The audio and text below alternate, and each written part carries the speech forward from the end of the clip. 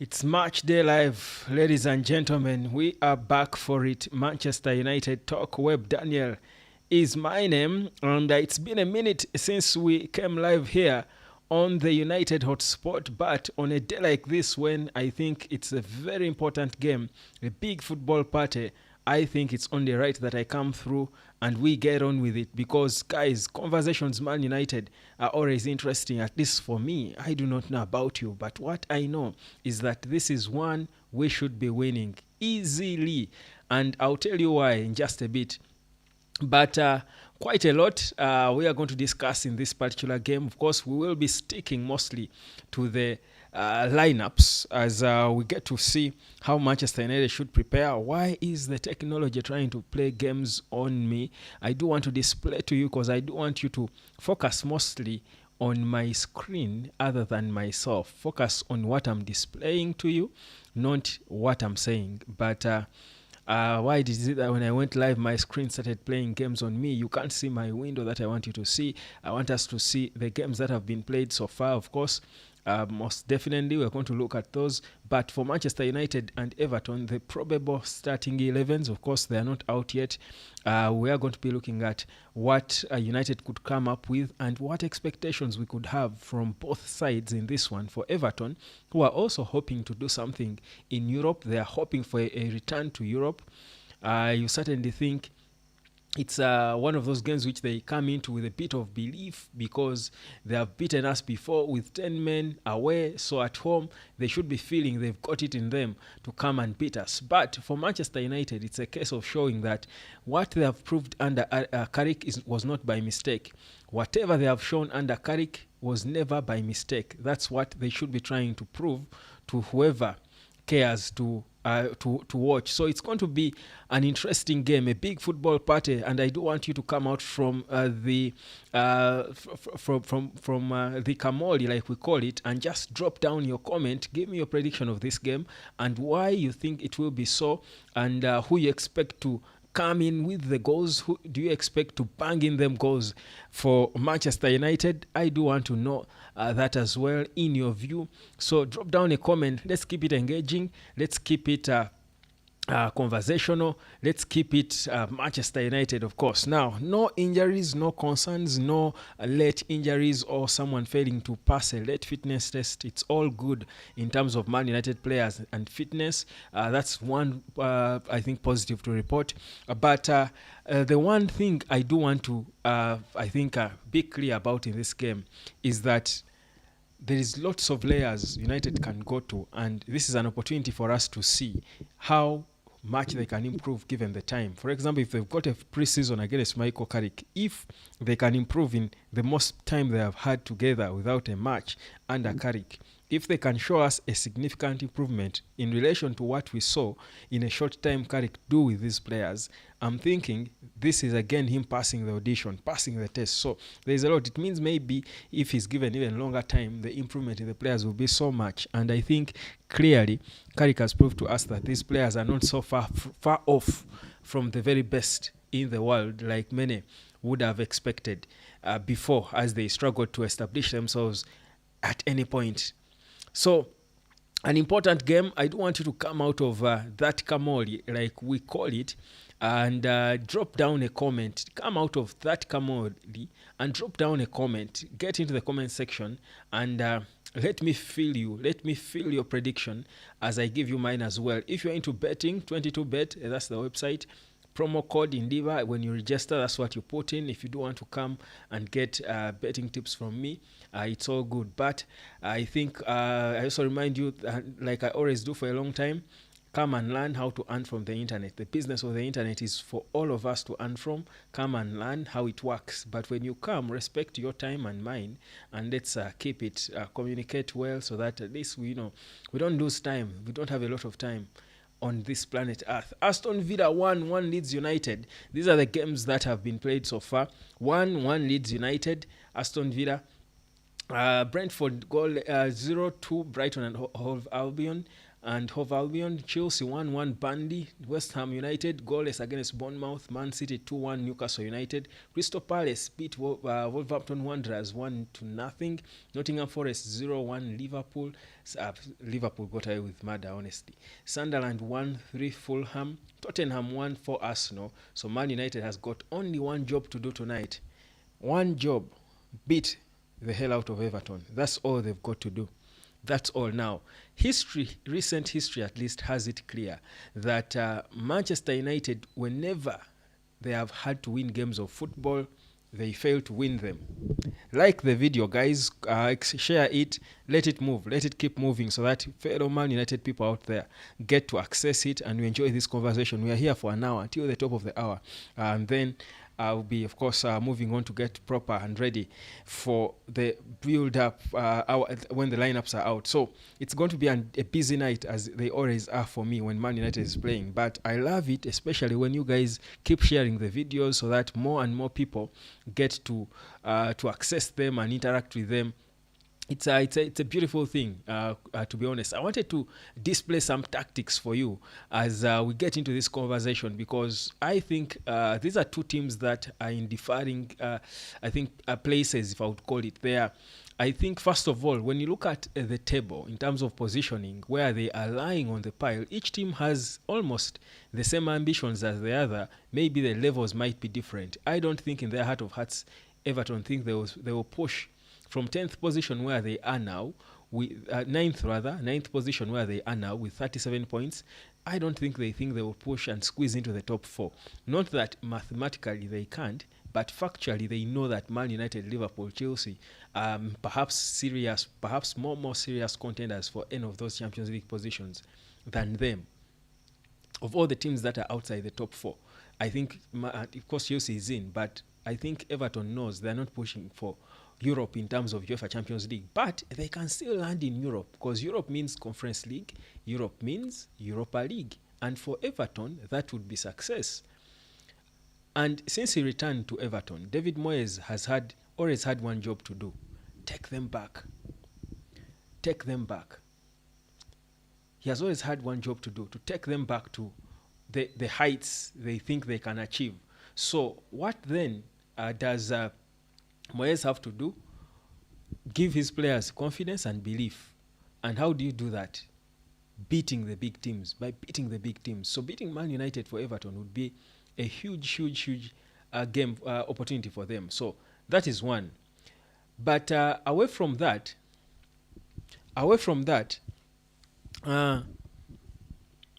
Everton, I think, have grown to look more stable since David Moyes returned to the team. Everton have looked more solid.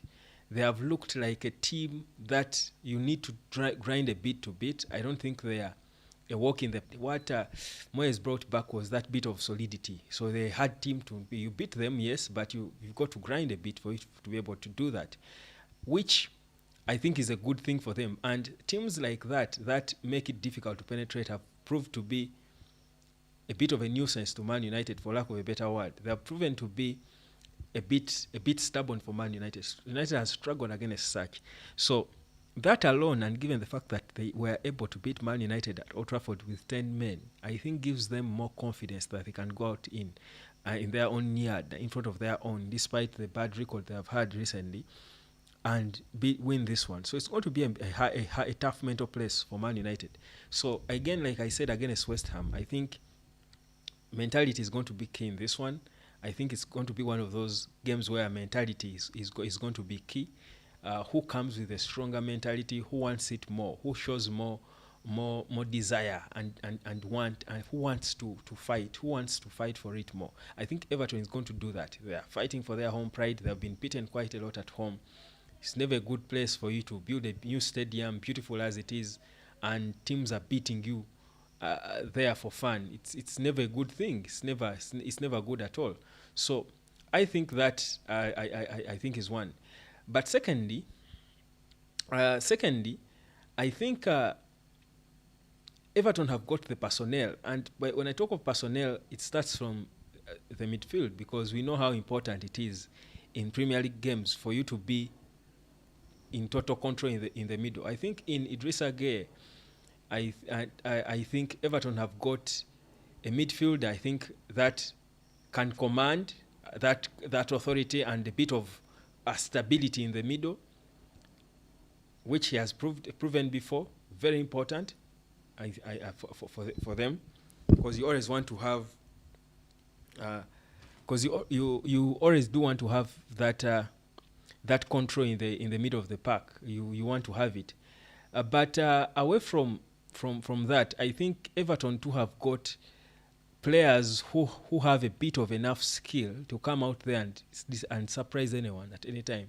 So they are not your Wolves or a team that has a bunch of nobodies that you can barely look at one player and think this player can do something. I think they do have a bit of a crop in there that can grind something and pull out something you perhaps didn't expect, or something like that. So it's a team that has something in them to come out and give people a bit of headache. So that is important. But looking proper to Man United and where I think the strength for Man United is supposed to be, again, goes back to first the mentality, but it also goes back to how responsible Man United players are going to be. Because if you're a team that creates lots of chances but do not bury the most chances, you don't bury most of the chances you create, then there's an issue with you. So I think Manchester United clearly has an issue in terms of burying the so many chances they create. So I think that is one of the things I'm expecting to see improve. More clinicality from these players. Can Man United players be more clinical? That's one. And of course, it goes from individuals to everybody has got to be clinical. Do your role, play your part, and hope that the goals you score, you outscore the opposition. Very important. Now, the other thing I'm hoping to see for Man United, and to me this is the most important thing, is I want to see, because the expectation is Man United should win this one, if I think recent form is anything to go by and everything. But the one thing I want to see, it's not just a win. I want to see Manchester United win, but with complete control of a game of football. I want to see, this is the probable lineup, definitely, but I want to see Manchester United win with total control. And it doesn't matter who starts, because we know the core of the team and who will be where. But I want to see a Manchester United win with total control. Total control means the game starts from the first minute. You're the aggressor, you're proactive, you take initiative, because if you're a team that can pass the ball, and between the two, I think Man United has proven under Carrick that they can pass the ball better than any team. So pass it. And I know United doesn't want a lot to control the game with the ball all the time. You pass it. I like that they are effective ball. And they want to go into an attack. They reach the final end. They reach that side, either or they score or it's a missed chance, but they get there. By the time they make the decision to go, they don't just keep going. But by the time they make the decision to go, they get there. At least we've learned that. But can you be more effective in getting there? For that to happen, you've got to be in total control all throughout the game. By control, it means if you start well, because United always starts well, even under Eric Ten Hag, first 10-15 minutes they will start well. If you start well, be effective, score. When you score, continue doing well. Don't score and then lose. And these are the things that this team has struggled with. And that's why you keep feeling like they do not have the capacity, the mental capacity to go all the way. But perhaps Carrick can get it out of them. But we are seeing that from the time he took over, his first game against City was better than any other games, meaning the team has not necessarily been improving. They have been too good and better than anyone they have faced, but they have not necessarily been improving. Now, they've had 13 days. What's the improvement? Improve in the consistency. You play well, be consistent, and be in control. Score the other. Don't fall off. Continue in control until the game dies. Of course, they will pull one back somewhere, but you still won with control. That's what you want to see. Not struggling and having to survive on a miracle from a substitute again. How long are you going to win games like that? So this is the next step that I'm hoping to see in this particular game. Not just the win, because the win is the expected for me. The win is what is expected, but that consistency. And this is a test mostly to Carrick. These are the things that are, and the time they brought him in is enough for him to pass the audition, because from when he took over to the end of the season, the number of games are enough for you to see how much endurance the coach has, because endurance is needed if you're going to ultimately manage the team for an entire season, because of the moments in the season, the ups and downs, the challenges of motivating players today, the other day, and the other day, you know. So I think for me, with this long period they have had to prepare, that's what I want to see. If I see the same thing I've been seeing, even if we win, I'll still have my disquiets. I'm saying maybe Carrick doesn't have the next level for this team. There must be the next level, and that's that. Do you feel me? Do you feel me, my people? Yeah? Do you feel me, my people? Are you there? Yeah? Are you there? So that is Man United's probable 11. I think there is no doubt in that. Now, the thing about Man United that Carrick has done with this team is, first of all, to make it compact in the back, not in the whole team. In fact, with and without the ball, you realize that Carrick doesn't go long. Maybe it will be a new dimension to his game. They keep it tight with and without the ball. The defenders are close to each other. Dalot doesn't go so wide when he's defending. Neither does Luke Shaw when he's defending. He comes narrow. Comes with the distances between all players are a bit measured. If I can display it tactically, I think if I can display it here, because Carrick plays a 4-2-3-1 formation. That's his preferred formation. And I've chosen to include the pitch zones. I can remove them if they are confusing you, but I've chosen to include the pitch zones for you to see what I'm talking about. You realize that what Carrick has done in his system is keep these distances between players short, with and without the ball. These distances, they have tried to keep them short. And then made sure that each one of these guys can be comfortable to pass the ball. If you do that, you can easily get out of danger and then initiate an attack, because the distances between each players, every set of players is narrow. Even when you go into a transition phase, even when you go into a transition press, whether it's against a high block or a low block, it doesn't matter. But that's against a high press, for example. You can see that for as long as the distances between players are short, it's easy to overload every department. Look at this. You're being pressed high. This is the white is where the ball is. You're starting the ball. This is how you started with against a high press, of course. That's why when you see Senela Men's playing with next to a centre back and stuff. But either way, you see the distances in between here, between players here, between players here, between players here. It's very important. It makes it easy for you to dominate in every area. They can easily close in. And football, like I keep saying, is a game of overloads. So who overloads certain departments more? That's the person who is always going to be in control. So in the build-up phase, regardless, if you're playing against a mid-block, same thing. You see, the spaces, the distances between players are too short, so it's easy to overload.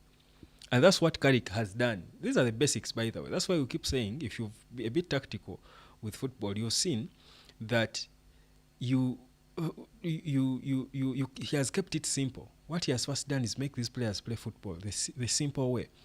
The simple way. Just dominate. If you're playing against a mid-block, which I think Everton would come with, I expect them to come with that. Yeah? But if it's asymmetric, you can still see distances as short, as small between players. So that's a very important thing. So for me, these are some of the things I'm hoping to see. Now, this is when you're attacking. We're attacking an Everton team that I said will certainly also be cautious, and we'll also set up probably in a 4-2-3-1. I'm thinking they will perhaps defend in maybe a 5-3-2 or something, because they know United has got quick players who can penetrate them at any point. You need to try and also have men. So I think in moments United will be attacking with 6 players at times. 6 players at times. But this is the principle through which Man United attacks. Decide which side you're attacking. If you're attacking from the right, then it means, or rather, if you're attacking from the left, then it means the left back, this is Luke Shaw, is going to go high. You see, he crosses the line high. He's high in the final third as well. From Luke Shaw, he's in the final third. Yeah, he's in the final third. He adds to the left winger. That's Cunha.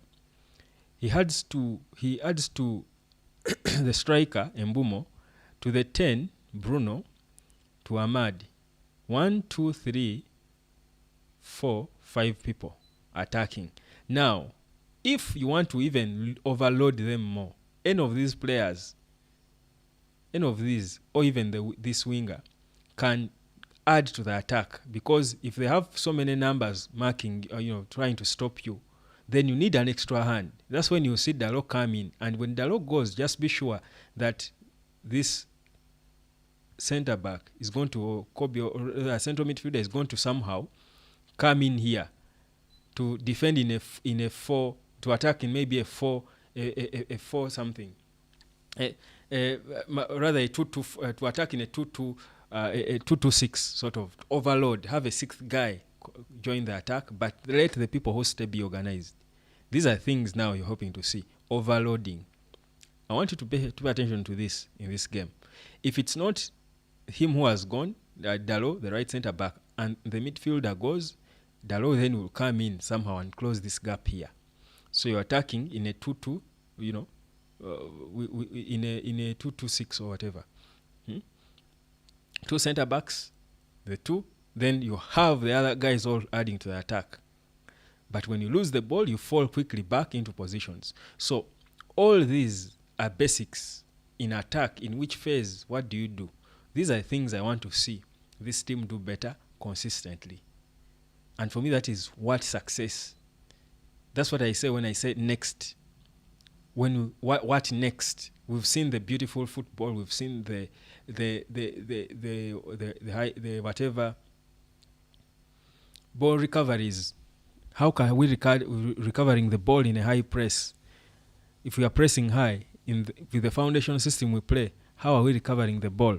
So all these are important things for us to look into as we get into this game. I felt we needed to highlight a bit. So Everton, maybe you might want to see a bit of their probable 11 as well. I think I could show you their probable 11, of course.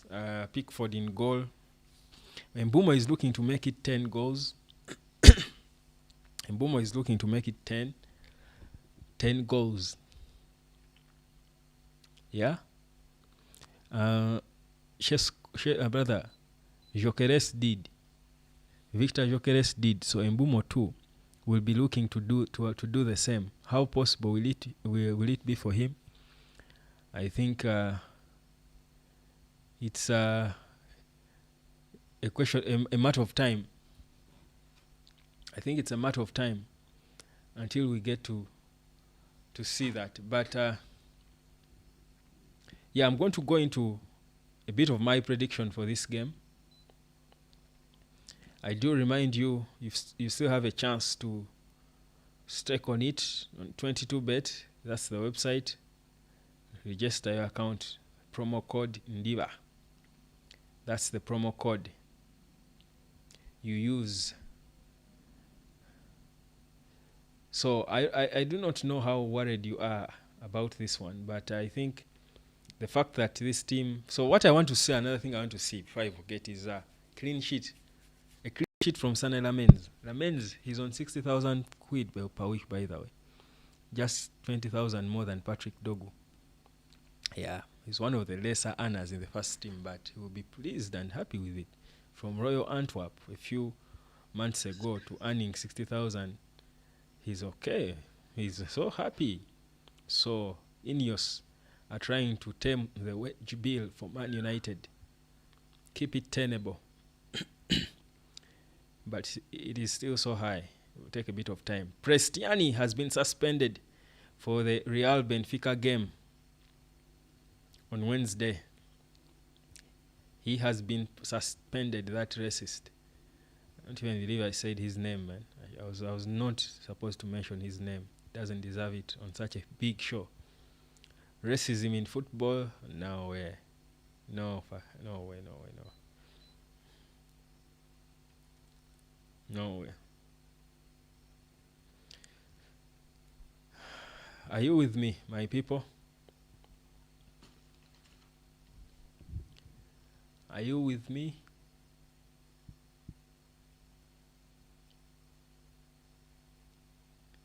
Yeah.